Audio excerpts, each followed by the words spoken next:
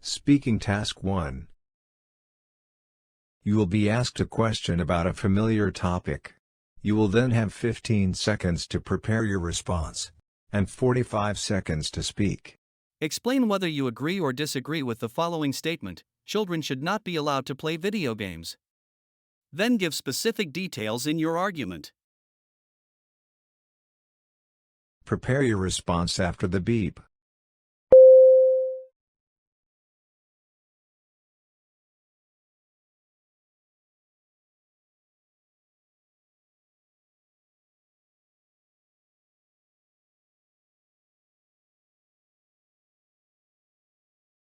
Start speaking after the beep. I disagree with the statement that children should not be allowed to play video games. There seems to be a persistent stereotype that video games are entirely harmful to children, but I believe this is not the full story. Firstly, video games can, in fact, be educational and help children develop critical problem-solving skills. Some games introduce concepts of resource management, strategic thinking, and multitasking that can be valuable in real-life situations. Secondly, video games can be a form of relaxation and stress relief for children, as they can enjoy some fun and excitement within a safe virtual environment. However, I do agree that there should be restrictions regarding the types of games children can play, the amount of time they can spend playing, and the necessity to balance game time with other physical and educational activities. Speaking Task 2. You will read a short paragraph and then listen to a conversation between two people. You will have 50 seconds to read the paragraph. After, you will get a question about what you read and heard. You will have 30 seconds to prepare your response and then 60 seconds to give it. You have 50 seconds to read. Start reading after the beep.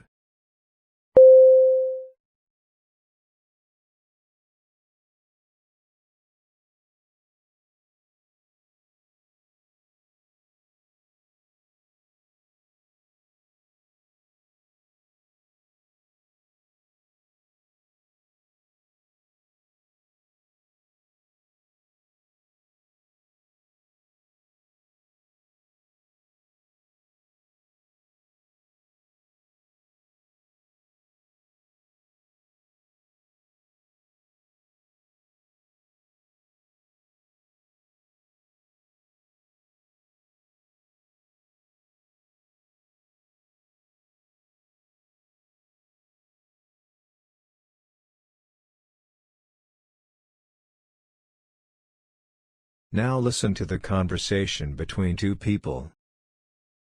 Now listen to two students discussing the letter. Did you see Jason's letter in the paper? What'd you think? I think he's wrong. That field is useful to students. It's used all the time. Just because it isn't used for sports anymore doesn't mean it's useless. Plenty of people go there to relax or study and stuff. Don't you? Yeah, sometimes. I think students who live in the nearby dorms hang out there a lot. It's a nice spot. That's what I'm saying. And it's great to just have an open area like that, someplace you can study outside or take a nap or whatever. We don't have enough places like that on campus. I don't want to see it covered over with pavement and a bunch of cars. Guess it would be kind of a shame. And I don't believe what he says about needing it either. What do you mean? It's right next to all the dorms. But there's already enough parking in every dorm, and those lots are never full as it is. True, but some students commute and... Most of them would rather park in the lots that are closer to the classroom buildings. It's at least a 15-minute walk from Sanders Field. Yeah, it's not that close to the main part of campus.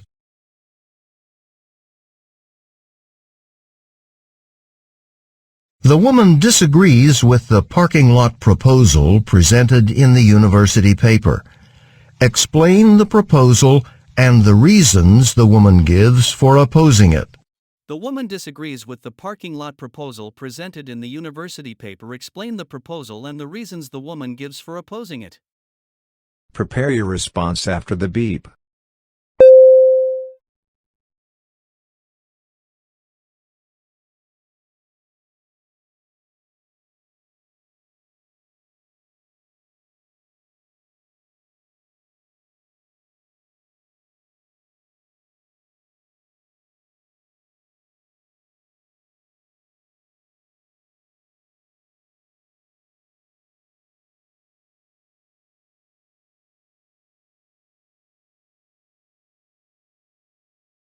Start speaking after the beep.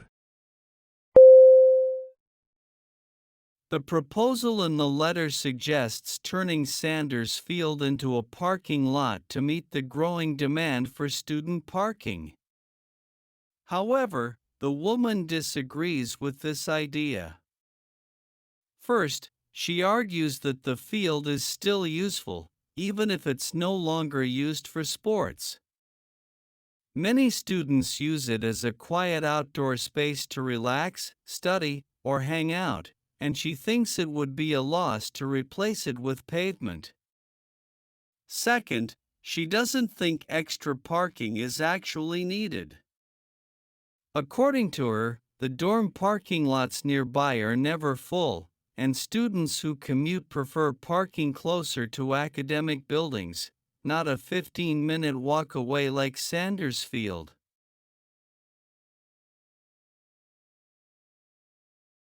Speaking Task 3. You will read a short paragraph about an academic topic, then listen to a lecture about it. You will have 50 seconds to read the paragraph. After, you will get a question about what you read and heard. You will have 30 seconds to prepare your response and then 60 seconds to give it. You have 50 seconds to read. Start reading after the beep.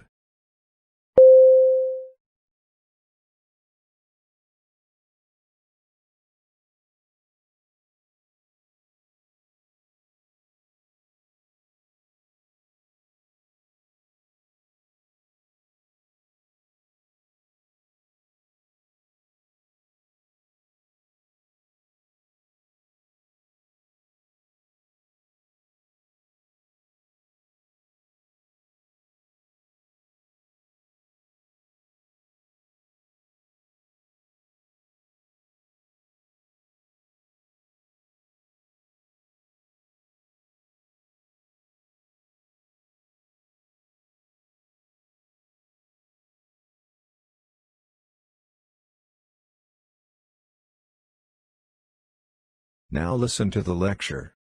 Today's topic is an interesting one. I would even go as far as to say that it is a very exciting one. What I find really exciting about it is the fact that companies can decide to go in completely new directions. We can end up with fascinating outcomes that prove that anything is possible. There are several types of business diversification that we can talk about. The one I would like to start with is the strategic diversification. It might be logical to some to deduce that this implies that the company has decided to use more than one strategy. But what it actually means is that the company has decided to partner up or acquire companies whose assets would be a great addition to its own. Imagine that you are a CEO and that you're not happy with the data you have on your customers, and that you're not happy with your capabilities when it comes to collecting said data. Instead of spending precious time in improving your capabilities, why not simply acquire a company that does this better? The most familiar type of business diversification is the market diversification. Here we are talking about penetrating into new markets. Think of a company that has decided to market and sell their products in a new country. What are the types of business diversification that the professor talks about? Use points and examples from the lecture. Prepare your response after the beep.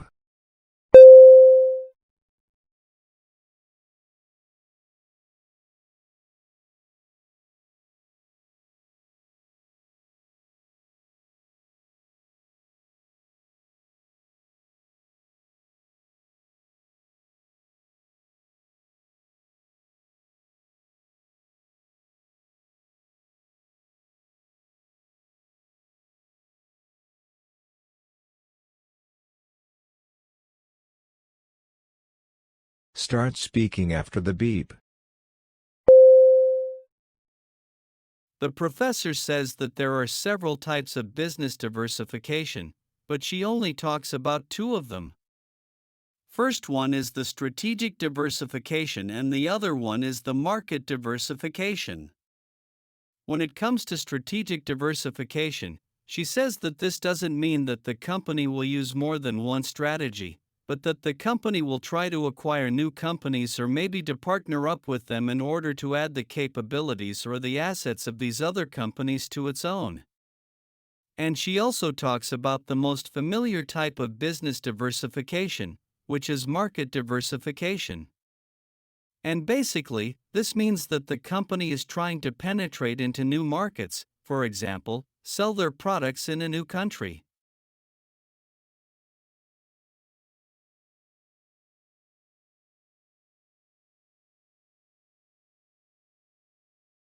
You will listen to a lecture about an academic topic. After, you will get a question about what you heard. You will have 20 seconds to prepare your response and then 60 seconds to give it. Now listen to the lecture. A monopoly is a company that is the only provider of a good or a service. This gives it a tremendous competitive advantage over the other companies that want to break into the market. Some companies become monopolies through vertical integration. Basically, they control the entire supply chain, all the way from getting the raw goods to production to retail to selling the product. Others use horizontal integration, which means that they buy up all of their competitors until they are the only ones left. No matter how we get to a monopoly, they are bad. The number one reason they are bad is because of price fixing. Simply put, because they are the only ones on the market, they can decide at what price to sell a given good or a service. And they can charge you several times more compared to the price you would pay if there were other companies providing the same thing. A monopoly can also decide to give you an inferior product. The product will have a declining quality. For example, let's talk about a chocolate factory. Let's say this chocolate factory is the only one who can sell it to us. Now they can simply decide to put less cocoa and less milk over time, and because you cannot go somewhere else to buy a chocolate, you will simply take this inferior product, this product which will become worse and worse over time. Another thing that happens when you stop having competitors is that you stop innovating. So we see a loss of innovation. A monopoly is simply not desirable. Explain why monopolies are not a good thing for the economy. Use points and examples from the lecture. Prepare your response after the beep.